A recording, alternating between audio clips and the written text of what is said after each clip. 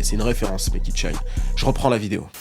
En fait, le but de 21 Savage ici, c'est d'élever les consciences concernant la rue et ce qu'elle représente aujourd'hui. En faisant mes recherches sur ma vidéo de BMF qui est sortie il y a quelques semaines, je me suis rendu compte de quelque chose de vraiment intéressant. En réalité, une organisation comme BMF aujourd'hui ne pourrait pas exister, et cela pour plusieurs raisons. À l'époque où BMF était actif, c'est-à-dire au début des années 2000, les cartels d'Amérique du Sud avaient besoin d'intermédiaires forts aux États-Unis, et c'est de là que BMF a émergé. C'était un intermédiaire ultra structuré et qui permettait d'être le middleman entre le marché américain et l'Amérique du Sud. Aujourd'hui, le marché est complètement différent. Les cartels mexicains vendent directement aux US et en plus de ça, il y a beaucoup plus d'acteurs, beaucoup plus de vendeurs, et ces vendeurs-là en fait sont, on va dire, des petits boutiquiers en quelque sorte. Tu as le marché en quelque sorte atomisé.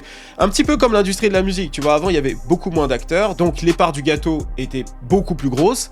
Aujourd'hui, ils sont beaucoup plus, donc c'est un peu plus compliqué, on va dire. Bon, c'est pas exactement vrai sur le fait que les rappeurs gagnaient plus avant, mais tu m'as compris, il y a beaucoup plus d'acteurs, donc les parts de marché sont davantage divisées.